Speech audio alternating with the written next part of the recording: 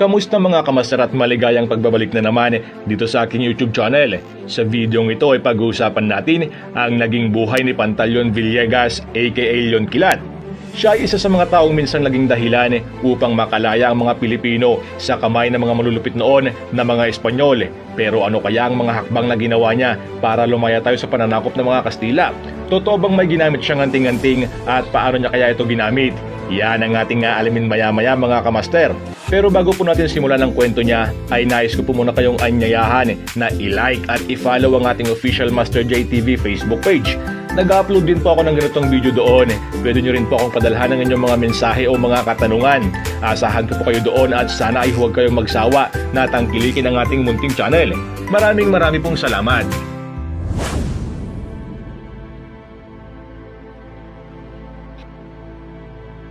Pantaleon Villegas Isoldi o mas kilala sa pangalang Leon Kilat.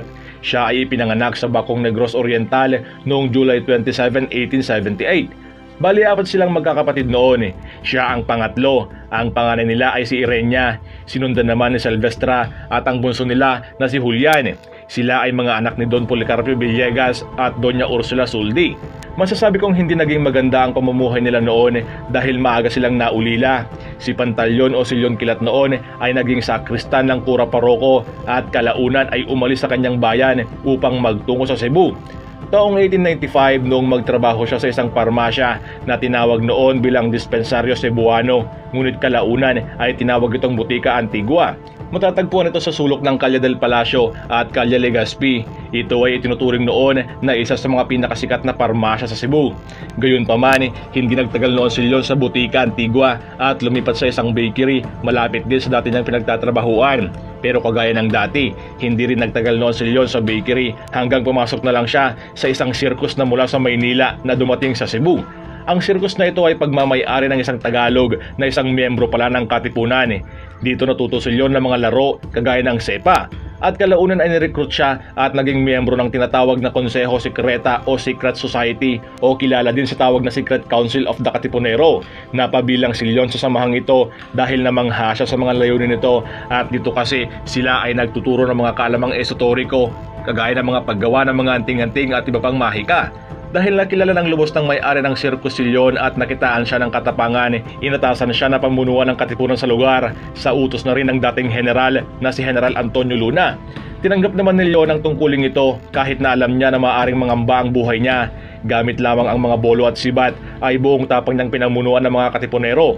Hinarap nila ang mga Kastila na may naglalakasang armas kagaya ng mga baril. Pero hindi nangamba si Leon kahit na ang kanilang armas ay mababang klase lang. Ang ginawa niya ay gumawa siya ng mga anting-anting katulad ng mga kasuotan na gawa sa tela at may mga marka ng mga simbolo ng Latin. Naniniwala si Leon noon na kaya nitong protektahan ang kanilang buhay. April 8, 1898, noong pagplanuhan at papagpasyan nila na lusubin ng mga Kastila. Eksaktong Biyernes Santo ito noon dahil alam nila na may prosesyong gaganapin.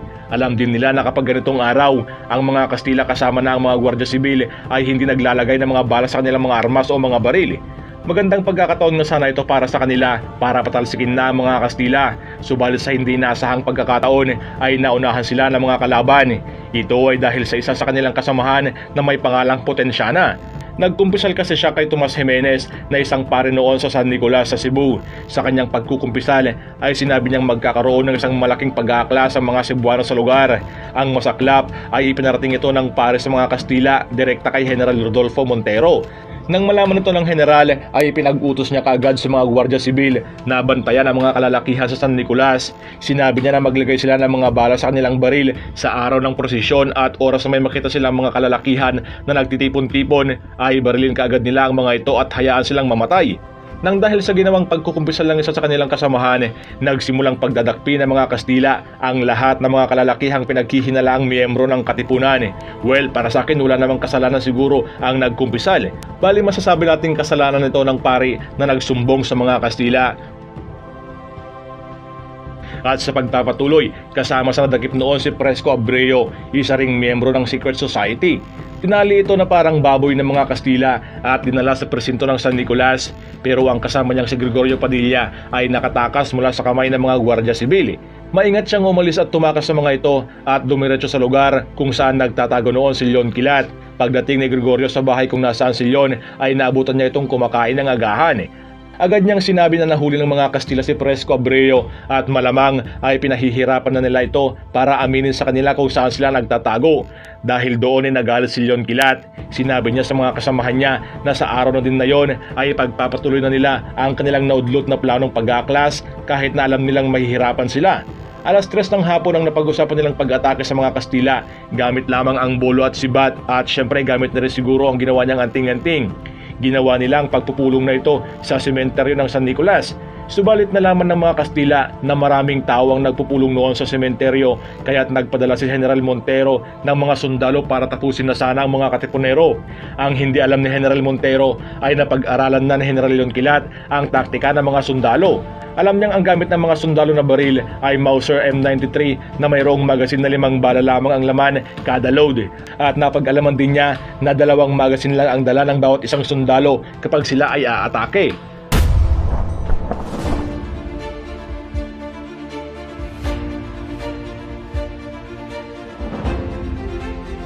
Alas 5 ng hapon, nagpang-abot ang 2 magkaibang grupo sa kanto ng V. Ramay Street at doon na nga nagpambuno ang 2 grupo. Pinaulan na ng mga Kastila ang mga Cebuano at inubos ang laman ng kanilang unang magasin. Pagkatapos maubos ang unang magasin, habang ang ilang mga sundalo ay busy sa pagre-reload, inikutan ng ibang mga katipunero ang mga sundalo at para maging handa na rin sila sa gagawin nilang pag-atake. Sa pangalawang pagkakataon ay muling inubos ng mga sundalo ang laman ng kanilang pangalawang magasin.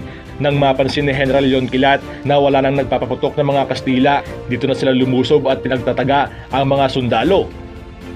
Mayroong mga ilang mga katipunero ang namatay at marami ding sugatan.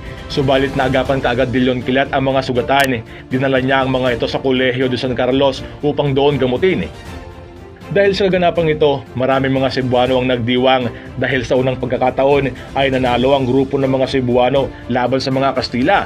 Sa pagkakataon ding ito ay nagkaroon si General Montero ng takot kaya tinipon niya ang lahat ng mga sundalo at mga opisyal at sinabing umalis pansamantala sa kanilang mga bahay at magtungo sa Fort San Pedro para na rin sa kanilang kaligtasan. Pero ang mga natirang sundalo na inabutan ng mga katipunero sa kanilang mga bahay sa Konsolasyon, Liluan at Mandaue ay pinagpapatay nila. Ang iba ay pinugutan pa ng ulo at ang iba ay tinalian at ipinarado sa maraming kalsada, tanda na nagtatagumpay na sila. Maging ang mga traidor na Pilipinong praile ay hindi nakaligtas sa galit ng mga tao noon. Paglipas pa ng mga ilang araw, lalong lumakas ang panig ni Leon Quilat dahil halos lahat na ng mga tao sa isla ng Cebu ay kanya nang kontrolado. Ilang lugar din sa Cebu ang hawak pa ng mga Kastila ay sumuko na dahil ramdam na nila na hindi na nila kakayanin pa ang bagsik ng galit ng mga tao. Dahil maraming sundalo na ang napatay nila noon, nagkaroon na rin sila ng mga baril at iba pang mga sandata. Dahil dito ay mas lumakas pa ang kanilang loob na pagplanuhan na lusubin na ang ginawang kuta ng mga Kastila sa Cebu at ito nga ang Fort San Pedro. Pero may mga pagdadalawang isip pa rin dahil alam nilang mahihirapan silang pasukin ito dahil alam nilang mas malakas ang puwersa ng mga Kastila doon. Pero si General Pantaleon ay buo ang loob at gusto talagang pasukin ang kuta nila. Ayon sa kwento, noong natuloy ang plano nilang lusubin ng Fort San Pedro, nagpunta sa harapan ng kuta ng mga Kastila si Leon Quilat at suot ang kanyang anting-anting. Lakas loob na hinamon niya ang mga Kastila na paputukan siya ng baril. Dahil dito ay pinaputukan nga ng mga Kastila si General Leon Quilat ng ilang ulit. Subalit laking gulat nila nang hindi man lang tamaan ng bala ang general. Nang makita ito ng mga kasamahan niya ay agad na din silang sumali sa labanan. Subalit kahit na ganoon ay malakas pa rin ang puwersa ng mga Espanyol. Marami ang nasawi sa grupo ni Leon Quilat kaya't napatras muna sila. Sa kanilang pag-atras ay eksakto pang dumating ang reinforcement ng mga Espanyol. Sakay sila ng 2 barko na may pangalang Maria Cristina at Paragua. Sila ay galing sa Iligan. Binomba nila ang barangay ng Pasil at San Nicolas na hawak naman ng grupo ni General Leon Quilat. Dahil sa pagkataking iyon ng mga Kastila ay maraming kabahayan ang nasunog, maraming Cebuano din ang namatay. Muli na namang dumating pa ang isang reinforcement ng mga Kastila. Isang barko pa ang dumating noong April 6, 1898 na may pangalang Venus. Ito ay dahil nabasa nila ang mga pinadalang telegraph ng mga Kastila na nasa Cebu na nagsasabing kontrolado na ng mga Cebuano ang lugar. Dahil dito ay tuluyan munang umatras ang grupo ni Leon Quilat. Nagtungo sila sa Karkar at doon muna sila nagtago. Sinalubong naman sila ng mga tao doon at dahil alam nila na sumabak sila sa labanan ay pinakain nila ang mga ito at pinainom ng tubig. Pero isa na namang parayle ang naging banta sa buhay ni Leon Quilat. Siya ay si Francisco Blanco, isang pare na nagtuturo ng Latin sa Kolehiyo Seminario de San Carlos.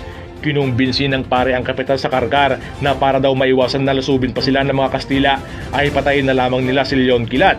Nagdalawang isip naman ang kapitan noon dahil alam niyang hindi tinatablan ng kahit anong patalim si Leon Quilat, subalit sa huli ay pumayag din ito. Pinag-aralan nila kung paano ba nila mapapatay si Leon ng simpleng paraan lang. Napag-alaman nga nila na kapag di niya suot ang kanyang anting-anting ay tsaka lang ito tatablan ng mga matutulis na bagay. Napag-alaman din nilang inaalis lang ni Leon ang kanyang anting-anting kapag medyo napapasabak siyang uminom ng alak. Ayon kasi sa paniniwala, nawawalan umano ng bisa ang anting-anting, oras na hindi ito tinanggal kapag umiinom ng alak at kapag nakikipagtalik. Kaya dahil sa impormasyong ito ay agad gumawa ang kapitan ng hakbang. Pagkatapos ng kanilang hapunan ay binigyan si General Quilat ng isang basong kape. Pagkatapos ay niyaya siyang uminom ng alak para madali siyang makatulog.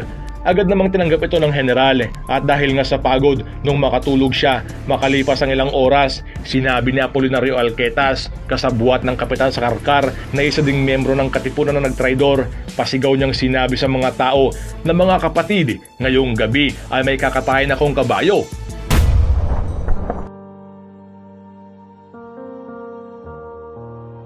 Mga kamaster, nagtagumpay nga sila sa plano nilang ito. Ayon sa ulat, 8 tao pa ang pumasok sa kwarto kung saan natutulog noon si Leon Quilat. Doon pinagsasaksak nila ang ating bayani at naiulat pa na basag ang kanyang ulo dahil pinalo ito ng baril. Pagkatapos nila itong pagmalupitan sa pagpatay, nilabas nila ang kanyang bangkay at dinala sa plaza upang doon iparada upang makita ng mga tao na wala na si Leon Quilat at ligtas na sila sa paghihiganti ng mga Kastila. Nangyari ito alas 5 ng umaga, April 8, 1898. Maraming Cebuano ang nagalit noon, subalit ganun pa man, pinagpatuloy pa rin nila ang nasimulan ni Leon Quilat hanggang nakuha nga nila ang tagumpay na kanilang inaasam. December 25, 1898, tuluyan nang nakuha ng mga Cebuano ang tagumpay. Ibinaba nila ang watawat ng Espanya sa lugar at ipinalit ang watawat ng Pilipinas.